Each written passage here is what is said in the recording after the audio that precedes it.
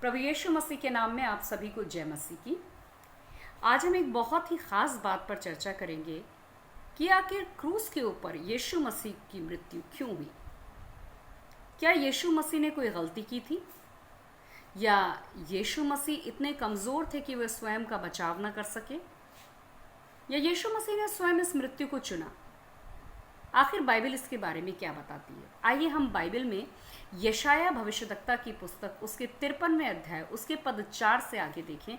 यीशु मसीह की क्रूस के ऊपर मृत्यु के विषय में क्या लिखा है।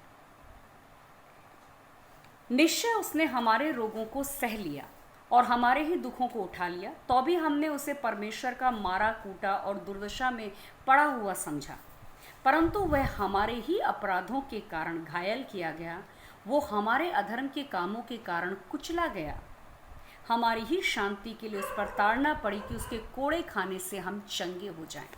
जी हाँ, बाइबल कहती है यीशु मसीह हमारे ही पापों और अपराधों के कारण क्रूस पर मारा गया, उसको मार सहनी पड़ी, उसको कई प्रकार का दुख उठाना पड़ा, कई प्रकार की पीड़ा उठानी पड़ी। इसलिए नहीं कि यीशु मसीह ने कोई गलती की थी, इसलिए नहीं कि यीशु मसीह अपना बचाव नहीं कर सकते थे, इसलिए क्योंकि यीशु मसीह ने आपके और मेरे पापों को अपने ऊपर उठा लिया।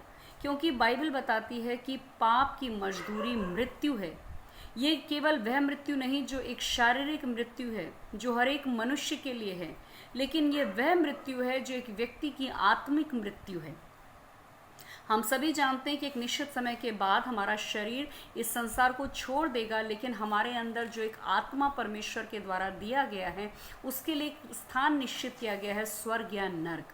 और परमेश्वर का वचन कहता है कि हमारे पापों के कारण हमारे लिए नर्क निर्धारित किया गया, लेकिन यीशु मसीह ने उस पापों का दंड अपने ऊपर उठा लिया और अपने क्रूस पर उस लहू को बहाने के द्वारा हमारे पापों के लिए पश्चाताप किया, हमारे लिए परमेश्वर से उस दंड को अपने ऊपर ले लिया, ताकि आज उसके बलिदान पर विश्वास करने के द्वारा, अपने पापों की क्षमा मांगने के द्वारा, यीशु मसीह को अपना उद्धारकर्ता ग्रहण करने के द्वारा हम मृत्यु के बाद नरक में न जाएं, लेकिन अनंत काल के लिए स्वर्ग में परमेश्वर के साथ रहें।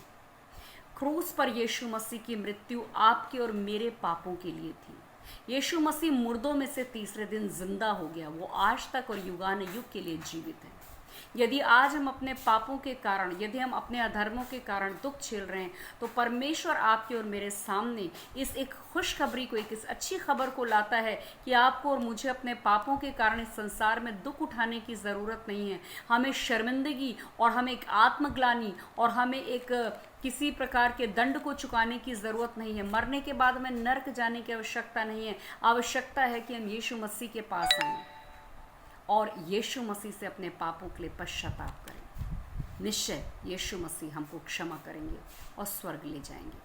प्रभु आपको आशीष दे। जय मसीह की।